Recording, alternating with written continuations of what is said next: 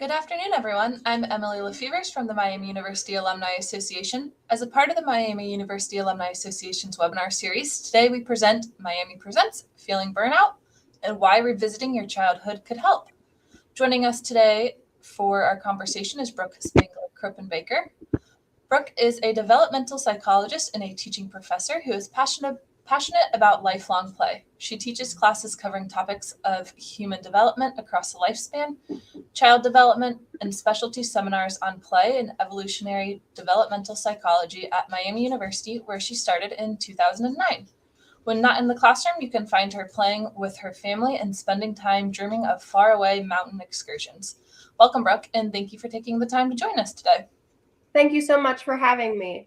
I'm happy to know that there are some familiar faces in the crowd. I got to see a list of the folks who are attending. And so it's nice to know that even though I can't see you, there are some familiar faces out there waiting for me. For those who don't know me, like Emily just said, I've been at Miami for the last 12 and a half years. And when someone talks about being a developmental psychologist, oftentimes the first thing that comes to mind is clinical psychology.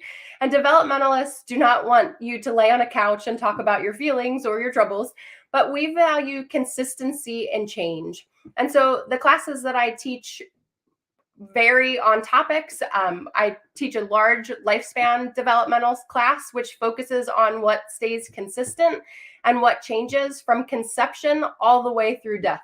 It's very challenging to cover 70 plus years in 15 weeks, but we get through it. And at the end of the class, I tell them that we've spent a lifetime together.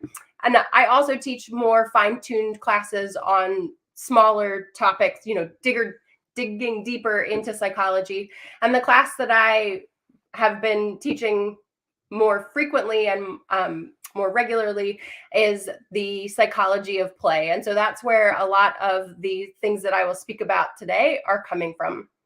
So today's talk is a blend of many areas of interest. I value experience and I value connection. These are things that I drive very much into my classes and really want to build a community with my students. And so when I think about play, it is an area where both experience and connection can come together to make our lives better. Making our lives better during the worldwide pandemic and the stress that we are experiencing right now is something that I think is important to all of us. And I hope today that there's something for everyone to relieve some of the stress and to reintroduce some childhood fun. I welcome questions throughout the talk today, so feel free to use the link to ask questions as we go or save them for the end, whichever you prefer. So let's get started. All right, so from the American Psychological Association publication Monitor, Ashley Abramson on July 1st, 2022 brought this headline: "We're well aware of the upheaval that the pandemic has brought." Their 2022 trends report centered around many issues that are related to health and well-being as a response to the pandemic. She reports, as in 2020, American workers across the board had a heightened rate of burnout in 2021. This shouldn't come as a surprise, but when she dug deeper and looked at the survey that APA did in 2021, the Work and Well-Being Survey, they surveyed 1,500 U.S. adult workers, and 79% of those employees had experienced work-related stress in the month before the survey. If we dig deeper into those results, nearly 3 in 5 employees reported negative impacts of work-related stress. This included lack of interest, motivation, or energy, lack of effort at work. 36% reported cognitive weariness, 32% reported emotional exhaustion, and an astounding 44% reported physical fatigue, which was a 38% increase from the same survey that was done in 2019. Because these pandemic stressors won't stop anytime soon, we're seeing stress-reducing measures being at the top of our mind. And it's no surprise that we are all feeling the effects of the changing nature of the world around us. And what better way to reduce this stress and relieve that pressure than to increase your play? It's not uncommon to be bombarded by news headlines. And when we see things in our current world, it's really most of the headlines that we're seeing are not particularly uplifting.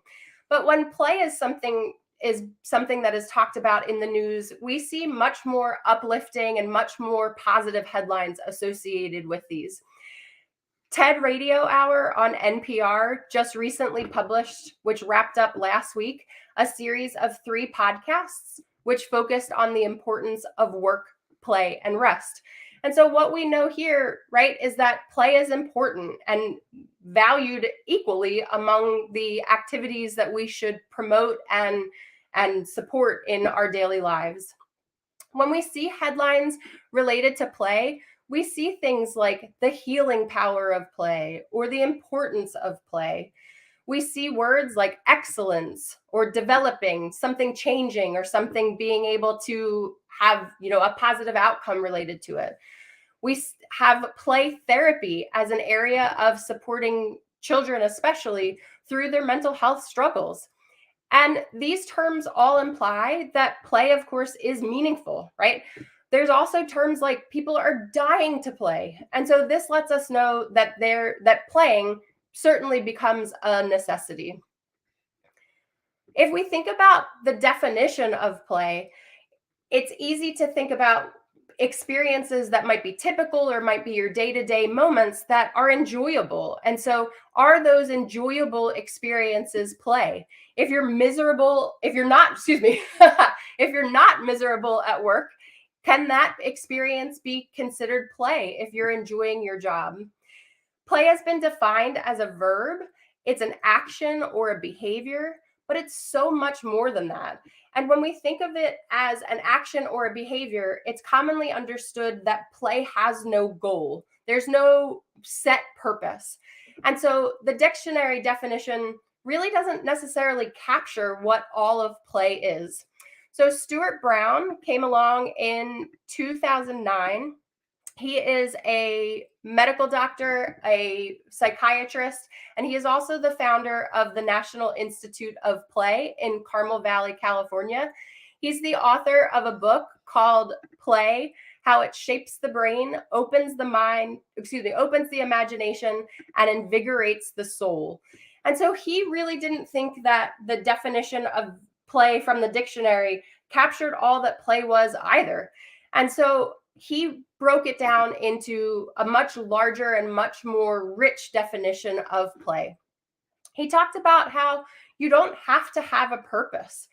Play is something that passes the time without that focused goal. That was also a part of the definition that we talked about just a moment ago. Play must be voluntary. And when we think about this voluntary piece, it's easy to think about intrinsic motivation being a role here in how folks may be drawn to play from their own interests and their own voluntary, background. And so when we think about athletes who might join a profession, professional athletes who might join a professional sport, being really excited about playing the sport and excited about showing, those skills, oftentimes they leave the profession feeling burnout and feeling that it has become an obligation rather than a pastime. And so what we see here is that the joy is lost, right? So the point of the voluntariness lets us know that when we're doing it for the sake of play, that it really preserves that joy and the experience becomes beneficial to us in a mental health way and a physical way as well. We're all drawn to play, some of us more than others. But what we see here when we're playing is that time flies, right? The experience of time flying when you're having fun, the common saying. We lose track of time when play is engaging. And while we lose that track of time, we also lose our sense of really trying to impress other people. In the loss of time, you lose consciousness of yourself. We know that there is a huge opportunity for play to be spontaneous and it's not scripted. There's no recipe. And so when we think about children who are playing, you know, I have a 3-year-old son and his play experience with Legos every time is unique, right? He's not having a script moment of playing with Legos in the exact way. If a child is playing school, if they're playing, Barbies, all of these moments become unique opportunities for new play. And there's also a continuation desire. We all want to play. Maybe we've forgotten that we want to continue to play, but I know that many of you can think back to your own childhood. I know for myself in particular, I had to come home at dinner time and there was many a phone call where I would call my mom asking for just a few more minutes and could I play a little bit longer with my friends. And so I think this definition really gives us a much more nuanced understanding of how play is simply not just a behavior, right? But it has these benefits that can relate or translate into really positive outcomes when we are able to engage in these rich experiences. We are not the only species who play. What we see here is play is evident in all mammals. It's not unique to humans. And one type of early play that is the common core between humans and animals is what we call rough and tumble play. Rough and tumble play is considered to be a shadow of our evolutionary past, meaning that rough and tumble play, let me define what rough and tumble play is first. So rough and tumble play here is the understanding that we are playing in physical ways, right? So if you are wrestling, if you have body contact play, the type of physical, exploration that you can see where kids and older people maybe are using their bodies for the type of play. And when we see this in other animals, it lets us know that there's an evolutionary reason that this has been present in our lives.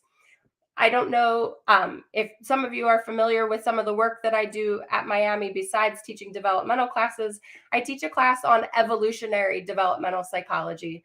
And we talk about play in that class as an opportunity to test out roles and have opportunities to engage in social play that allows us to test out social experiences and have a safe space to be able to engage in testing our limits or learning about what's appropriate.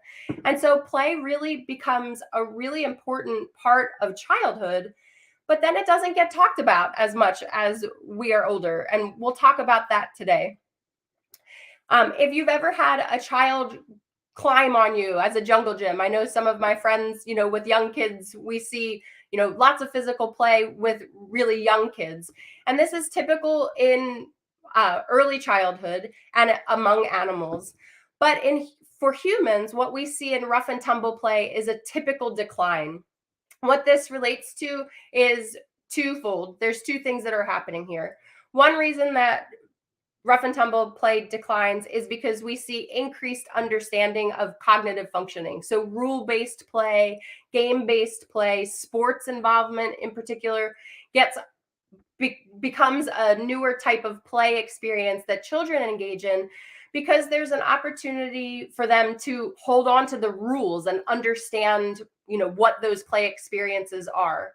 The second reason that we see a decline in rough and tumble play is because rough and tumble play is actually discouraged by teachers and playground monitors. And so it's really important to remember in a play-based experience, we have really positive emotions, right? There's a desire to do this. We're smiling. We have positive affect. There's often laughter in play experiences. And so when a person is watching a play experience that is rough and tumble play, it may get confused from an outside observer that it's aggression. But what happens in an aggressive experience is that they want that activity to stop, right? There's not that continuation desire.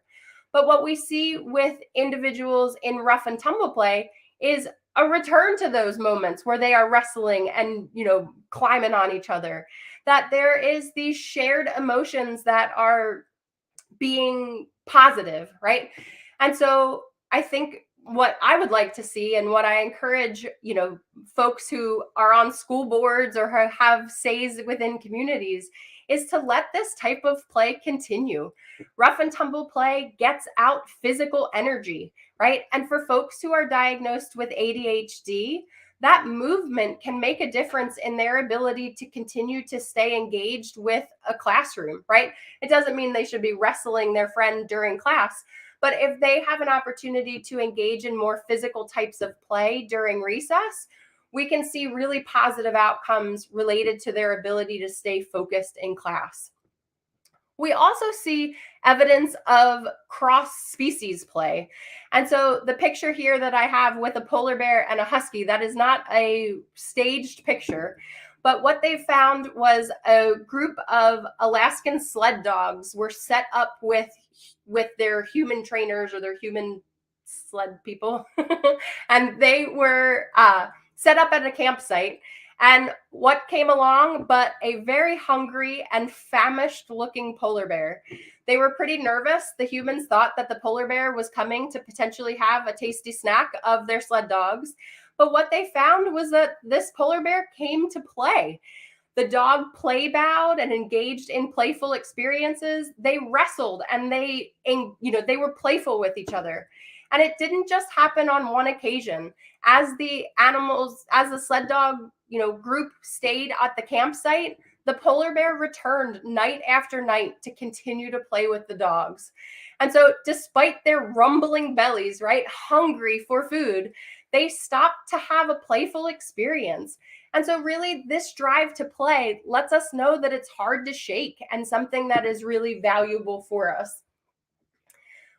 We also see that rough and tumble play during adulthood may get called something else. So we still engage in physical play, but it might be related to sports. It might be related to rough and tumble experiences with your child, rolling around and wrestling with them. And so it's not necessarily that rough and tumble play disappears. It's that there becomes a time and a place for it.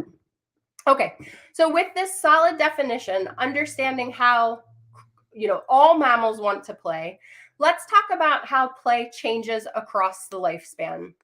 We certainly see a decline in play, and why is that? So let's talk about this. Okay, so we certainly have a clear understanding that play is important in childhood. We know, you may hear that play is a child's work, and that we have opportunities for children to engage in play-based preschools, or, we wouldn't expect a preschool to have school-based curriculum, right? We want to see play-based programs at this level. But when we break it down across the entire lifespan, what we see is a difference in terms of who is driving those play experiences. So for babies and toddlers, we see a lot of their play being influenced by parents and caregivers, right? They are the play partner and they are engaging with the baby. The toys that the baby is going to have access to is 100% determined by their caregivers. The play dates that are arranged in toddlerhood, arranged by, parents at this point. And then in early childhood, we see play looking more like exploration. It's easy to see that learning occurs during play for kids during the ages of 3 to 6, but we also see a big parental influence during this time period. And the reason that we need that parental support is because if conflict occurs during a play interaction for children between the ages of 3 and 6, we might need help in being able to resolve that problem. And when we think about how play with adults or parents or even older siblings, when young children play with a play partner who is older than them, what we see is a power differential. What comes along in early elementary school and into middle childhood are interactions with children with same-aged peers. When we have these same-aged peers, we don't see that power differential anymore. And so what this allows for in these play-based experiences is to really allow for increased communication, increased negotiation, problem solving, conflict resolution. And so what we're seeing here is the first time that a child may be on equal footing with their play partner. The reason this is valuable and explains some of the gains that I just mentioned is because when a child is playing with an older play partner, like an older sibling or their parent, there is a lack or a lessened opportunity for communication because parents will fill in the gaps. If a child doesn't explain something fully, the parent has, greater knowledge of the experience or of what's happening, and so they're not going to ask as many questions. But if a child is playing with the same aged peer at this same level, if they leave out pertinent information, that child's going to ask questions. If the play-based experience is not successful, if there's a lot of fighting, if there's, lack of negotiation, if they're playing with toys, for instance, and there's only one firefighter outfit and there's more than one child, they have to figure out how to turn take and be able to play in that regard. But they also have to be able to promote the play experience. And so if we don't have the opportunity for children to have same age play-based experiences, we miss out on this opportunity for that cognitive growth. The social and emotional benefits are huge. During middle childhood, we also see the presence of organized sports. I talked about this just a minute ago, but what happens here is that we can see a shift from what became free time fun to a forced activity, right? If a child must go to practice and they have to play in these games, we start to see that voluntary piece potentially go away, which can limit the mental health benefits of play for children during this time period. During adolescence, we see a greater focus on peers, but it's not talked about in the same way. Interactions with peers during adolescence aren't talked about in the same way that interactions with younger kids are talked about, right? You don't go over to your friend's house when you're 16 to play. You might go over to hang out, right? We also see a huge drive for independence during this time period. So we see less of a reliance on adults to support these play experiences. And we see much more occupied, much less free time and much more occupied time in terms of the responsibilities that adolescents have during this time period. Teenagers are super busy. And so what often gets dropped off from their plate are these really playful experiences. And then when we get into adulthood, we stop talking about play almost entirely, right? We think about playing with our children. We may think about playing with our grandchildren, but we don't. Maybe you play games, right? That's one avenue where if you play board games, you might still use the verb play. But we see things like date night or dinner parties or playing with your kids or grandchildren. And so these certainly have value, and some of them can be considered play, but it's not necessarily the same type of play that we see present in childhood, of course. So we see this great shift that happens during adulthood. The common thought, or a very common thought, could be that play becomes a waste of time, that we need to be productive. And when we think about the demands on our time related to work or family, caring for your young children or caring for your aging parents, again, play is something that often gets dropped off because it's the easy thing to let go of. You have those responsibilities, and the prioritization is for achieving those responsibilities. And what we see is that everything then has a goal. And so if we think of play as being experiences that don't have that goal, that don't have, the forced rules associated with it, we want a playful experience to be much more informal. It should be light. It should be relaxing. If you have a background in exercise science, we can see similar effects here with the difference between exercise and what is called NEAT. NEAT is an acronym that stands for non-exercise activity thermogenesis. This is the energy that is expended for everything that we do that is not sleeping, eating, or exercise. And so when we think about the differences in mental benefit for an activity that's related to exercise or an activity that is considered NEAT, we don't see the same mental health benefits when we are engaged in a NEAT behavior. So what is a NEAT behavior?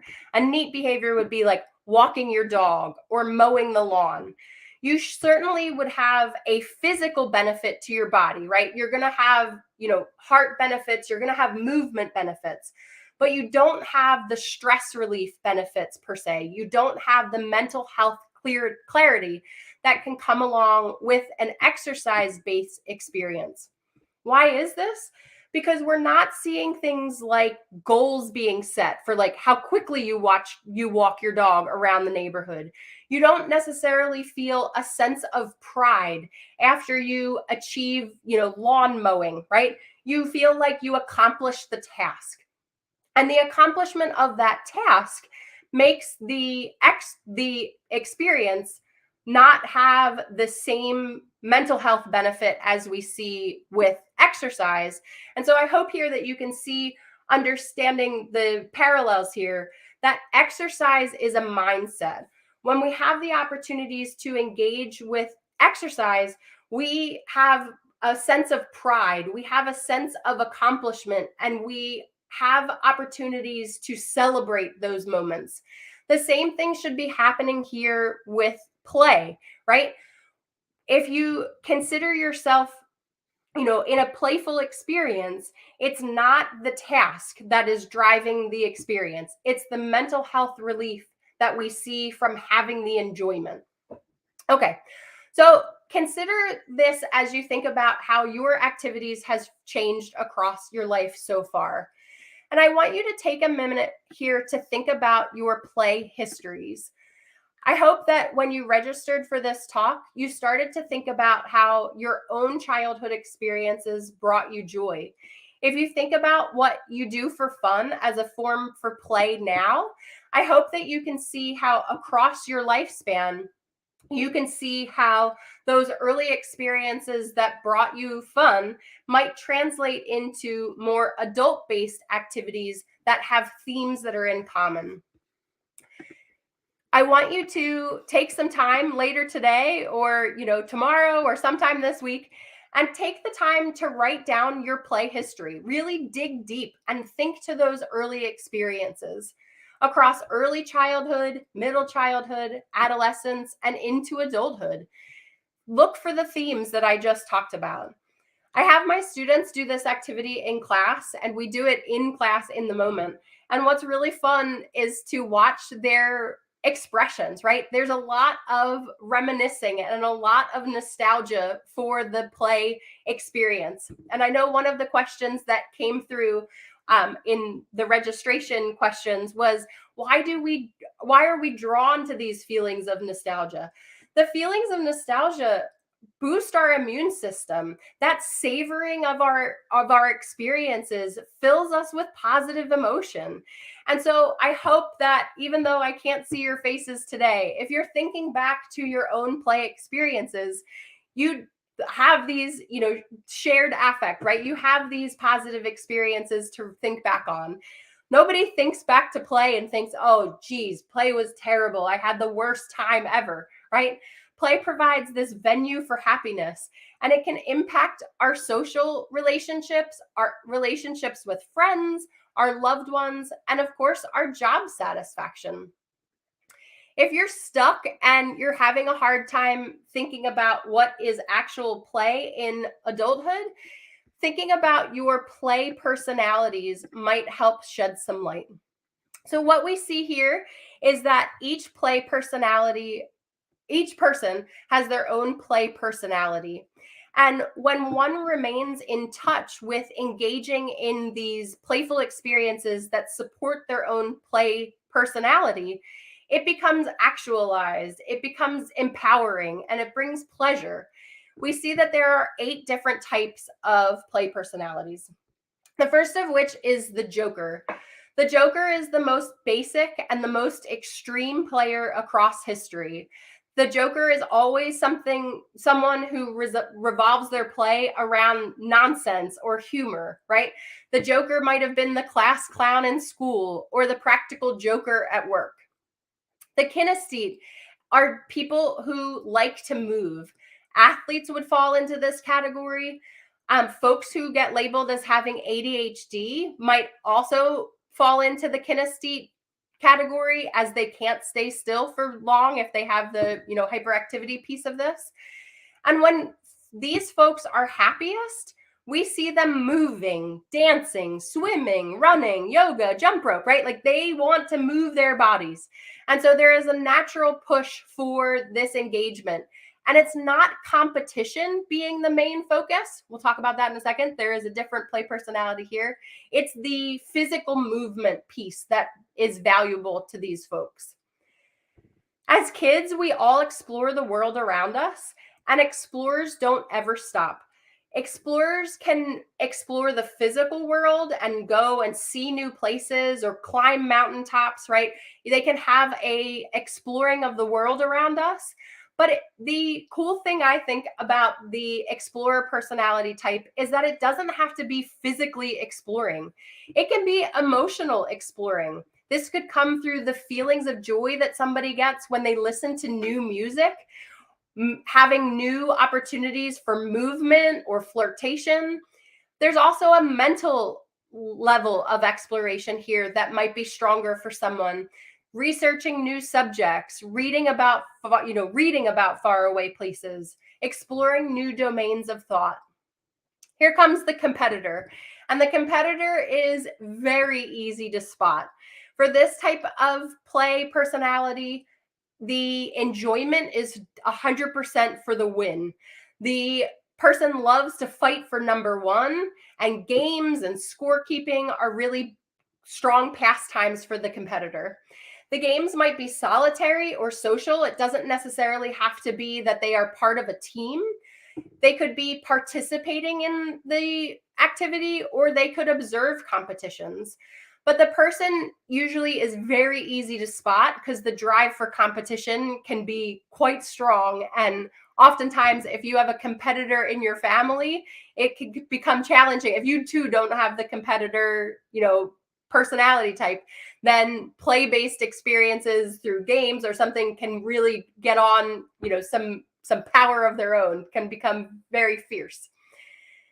The director is another type of play personality. And I'm clearly a director. Those of you who know me might know this. But the director here is someone who enjoys planning and executing. They are born organizers. And at their best, they can be party organizers or party throwers. They can be instigators or planners of great excursions. They might be the person who, comes up with the family agenda for a family vacation. At the most, at their downside, they might be really controlling, right? And so we see a opportunity for the director who's able to negotiate, these play-based experiences. If somebody is not aware of this play type being meaningful to that person, they might look like they're, taking over. It's not uncommon for directors to be heads of companies or even teachers. The collector is the next play personality type. And the thrill of play for the collector is to have and to hold either the most, the best, or the most interesting collection of objects or experiences. It doesn't necessarily have to be stuff, but it can be experiences. The things that collectors might collect are things like coins or trains, wine, shoes, Harry Potter Lego sets. Anything and everything is fair game. And this might be a solitary experience that they just want to keep their collection for themselves, or it might really drive intense social connections and having an opportunity to engage with other people who are also collectors in this way. Making things becomes the artist and creator's sense of joy. This could be through art, obviously, or music, right? Painting, pottery, sculpture, knitting or sewing, gardening, writing songs, or performing in that way. There can be a shared opportunity here where folks are sharing these creations with the world around them, or they might just keep everything for themselves. The point here is to create something, take something apart, put it back together, having something to do with their hands often that, brings them joy. Imagination is key for the storyteller. Novelists, playwrights, cartoonists, screenwriters. Joy is found in reading or watching movies, making themselves a part of the story or experiencing the thoughts and feelings of other people, the characters that they're experiencing. And so I want you to think back to your own play histories. If you ever felt that your life is lacking in play, looking to these play histories can help you engage, your play personalities can help you to engage in a sense of play that's meaningful to you and can bring you the most joy. It's also not uncommon to have multiple types of play personalities. So you may feel that you have a drive towards more than one, personality here, and that's okay too. So if you feel like you focused on one, maybe one area of your play personality has been focused on more recently, dig deeper and see if one of those other play personalities was something that you engaged in earlier in life and bring that back for greater joy.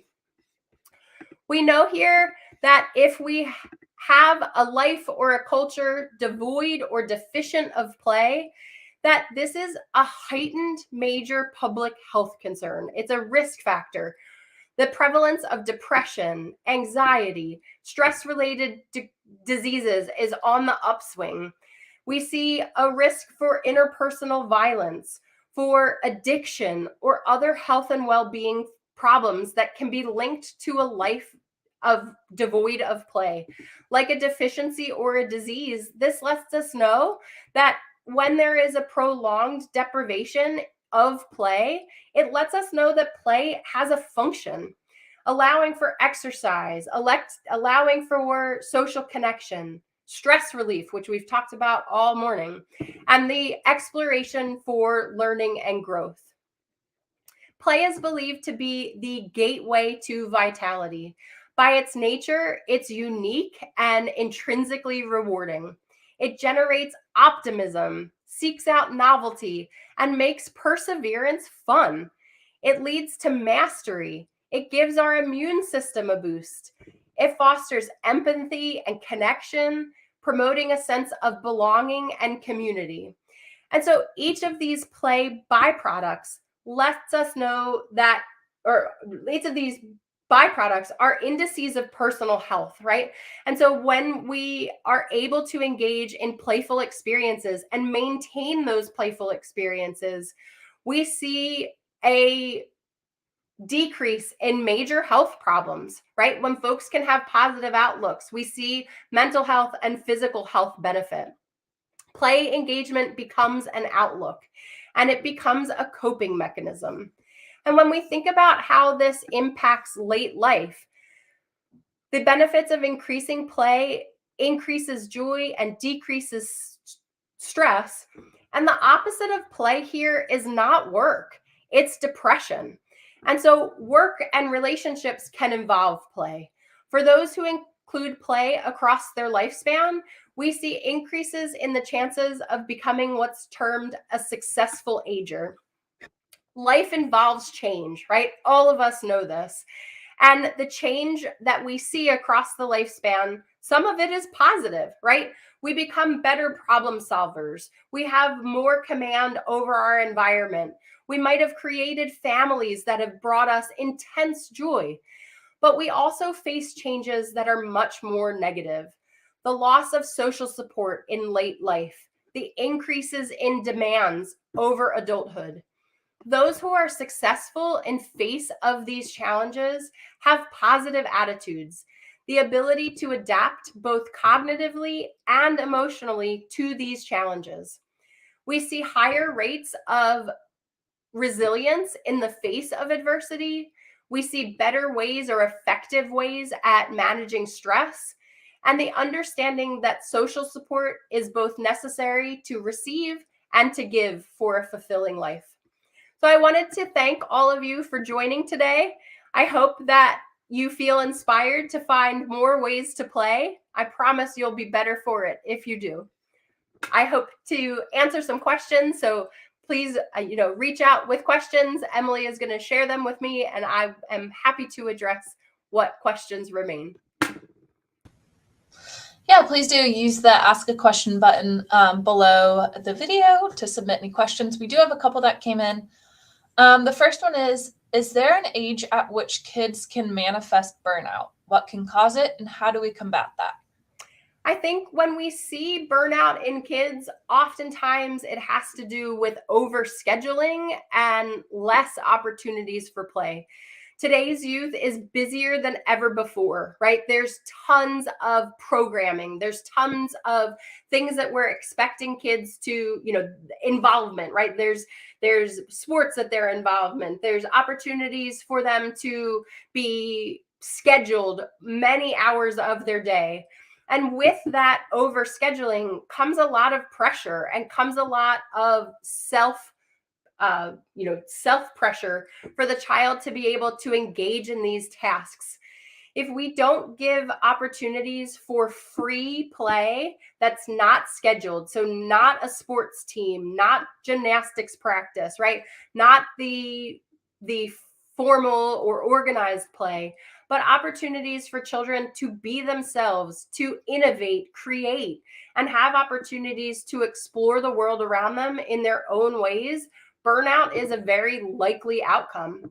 And so, the take-home point here is that the overscheduling and the lack of opportunity for free play, letting the child do the things that are meaningful to them without adult prescription, is where we can see anxiety increase, burnout feelings, related to those scheduled activities.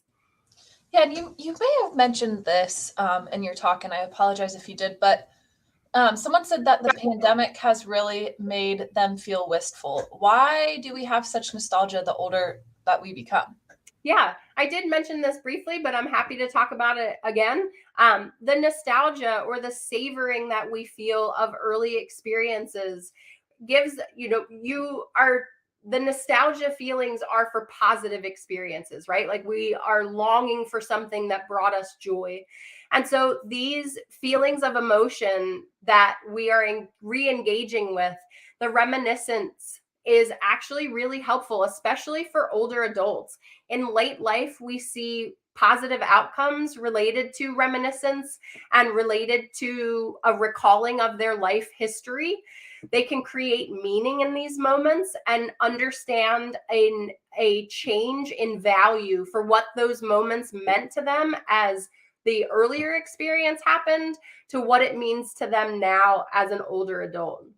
And so those feelings really, the feelings of wistfulness create immune system boosts, right? These feelings of reminiscence of positive emotions it's as if you are reliving those experiences. And so we see the positive and mental health benefits associated with those recollections. Another question that came in. So somebody said, so much play today is via electronic games, video games, smartphones, etc. Some include social competitive quality, but much is solo. Can you comment on whether this type of play yields the same benefits and or hold some dangers relative to stress relief and all of the other benefits of play? Sure. Yeah. So technology-based play is not something to necessarily think is like the worst type of play, right? If it's meaningful to the player to engage in technology-based play, then they might be brought stress relief in those engaging activities. But what we see with technology-based play is a lot more scripted or preconceived play and less creativity, less diversion, less opportunity to innovate and create or have opportunities for exploration. And so if a child is engaging in video game play, or even if you give a child a game, a toy that is electronic, that electronic play prescribes the toy to do something that the player doesn't necessarily have control over. And so when we see children play with electronic toys, that exploration becomes limited. And so we see much more opportunity for cognitive growth when we see more open-ended play-based experiences that are less preconceived. I don't know if I captured, that was a longer question. I don't know if I didn't get to reread it. So I don't know if I missed part of that, but I think. No, I think that was great. That was a great answer. This one is a little bit long too, but I did put it in the chat if you want to, our private chat, if you want to read it while I'm reading it out loud. But thank you for emphasizing the value of playtime being voluntary and free time.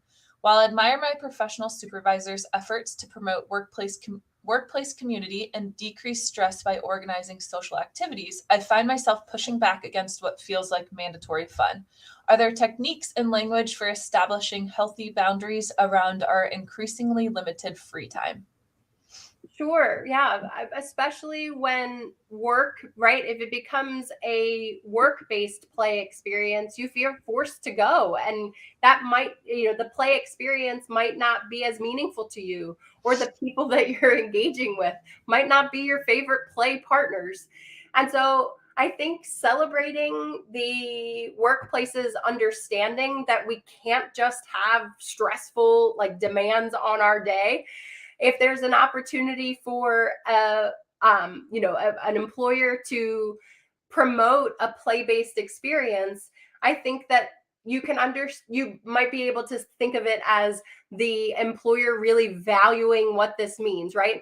And when we see this in a workplace environment, we know that those play-based experiences do build community, right? You're going to have this shared experience with your coworkers, and there is often positive affect, right?